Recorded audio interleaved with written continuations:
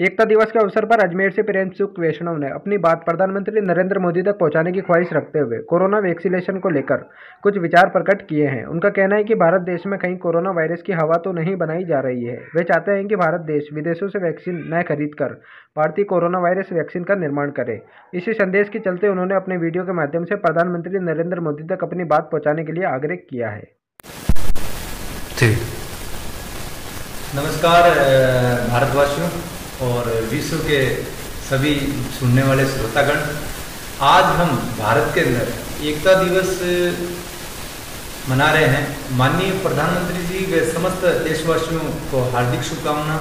व corona virus से हम सब मिलकर लड़ रहे हैं, यही हमारी एकता है। हिंदू व मुस्लिम, सिख, ईसाई आपस में हम सब मिलकर एक ये संदेश दे सकते हैं कि कहीं ना कहीं पूरे विश्व में और पूरे भारत से सीधी सी बात है कि अपन आगे भारत में एकता का प्रसार करेंगे तो कहीं ना कहीं यूएनओ में हमें सदस्यता मिलेगी और वहाँ पे भी हम एकता का एक संदेश दे सकते हैं पूरे विश्व में भी। तो पहले हमें हमारा करना होगा, पहले भारत में भी एक एकता का संदेश है। तो इसके साथ ही हम सभी मोदी जी के साथ हैं और भ्रष्टाचार उन्मूलन से देश का समावेशी विकास निश्चित है। यदि हम भ्रष्टाचार के उन्मूलन इसका मतलब कि जड़ से मिटाना चाहते हैं तो माननीय प्रधानमंत्री जी के साथ में हम सभी को खड़ा रहना है।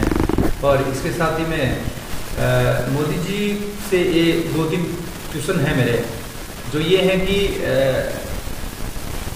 कि हम सभी भ्रष्टाचार को मिटाएंगे तो सीधी सी बात है, इसमें एकता का थोड़ा सा बाधाएं, एकता की थोड़ी सी मतलब कि एक खलबली बची रहेगी कि एकता कैसे बनाई जाए। तो ये मोदी जी के लिए एक बहुत बड़ा चैलेंज है। तो इसके साथ ही एकता को, भ्रष्टाचार को सतर्कता के साथ मिटाना, भ्रष्टाचार को सतर्कता के साथ मिटाकर और उसके साथ साथ एकता बनाई रखना, ये अपने आप में मोदी जी के लिए चैलेंज है। और इसके साथ ही मैं माननीय प्रधानमंत्री जी से 3 मेरे प्रश्न है, मुख्य प्रश्न जो मैं ये पूछना चाह रहा हूं कि पहला क्वेश्चन मेरा ये है कि ब्रिटेन से ही हम ये वैक्सीन क्यों खरीदेंगे? कहीं हम आज भी अप्रत्यक्ष रूप से औपनिवेशिक हैं। और आपको पता ही है कि ब्राजील के अंदर एक वॉलंटियर की डेथ हुई है। और दूसरी मेरी चर्चा ये है, दूसरा क्वेश्चन मेरा ये है कि 80,000 करोड़ रुपए में हम ये वैक्सीन खरीदने वाले हैं।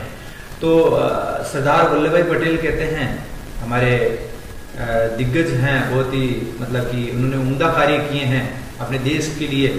तो उनका कहना था कि किसान व गरीब को वो तवज्जो देते थे। और उनको वो उनका सबसे मुख्य बिंदु ये था कि है ना, किसान का जब यदि विकास होगा, विकसित होगा किसान और गरीब विकसित होगा, कहने का मतलब वो भी एक मिडिल क्लास फैमिली की तरह जीने लग जाएगा भारत के अंदर, तो निश्चित रूप से भारत देश विकसित होगा। और जब भारत देश विकसित होगा तभी तो यूएनओ में हमें सदस्यता मिलेगी, वरना इसमें भी सदस्यता में भी अभी खलबली है। और तीसरा मेरा प्रश्न, मुख्य प्रश्न के अंदर ले सकता हूं इसके अंदर कि मैं प्रेमसुख वैष्णव वैक्सीन के विचार, जैसे कि वैक्सीन वहां से आने वाली है, ब्रिटिश से हम खरीदने वाले हैं, वो एक भारत सरकार का निर्णय होगा, वो एक किसी का व्यक्तिगत निर्णय नहीं है। और मेरे भी कहीं ना कहीं विचार चल रहे हैं और भारत की 2 वैक्सीन चल रही है ऑलरेडी वर्ल्ड में कि फेज 2 और फेज 3 के अंदर। तो इन दोनों वैक्सीन और मेरे जो है कि मेरा एक मानना है कि जो है ना, कोरोना का अभी स्थानीय निकाय के चुनाव है, स्थानीय निकाय के चुनाव है, सरपंचों के चुनाव, उनमें तो मैंने देखे हैं हजार लोग आपस में खुशियां मना रहे हैं बड़े ही चाव से। और वहां पे ऐसा नहीं है। और इसके साथ ही अभी बिहार में भी चुनाव चल रहे हैं, बड़ी बड़ी रैलियां भी निकल रही है, सब कुछ हो रहा है ना। तो इससे कहीं ना कहीं कोरोना का जो माहौल है थोड़ा हल्का ही हो चुका है। और 80,000 में खरीदना, 80,000 करोड़ रुपए में वैक्सीन को खरीदकर फिर इसको निःशुल्क रूप में सभी को बांटना, ये भी अपने आप में एक चैलेंज है। और ये मैं इस रकम पे बार बार गौर कर रहा हूँ कि 80,000 करोड़ रुपए का न्यूज चैनल पे मैंने देखा है।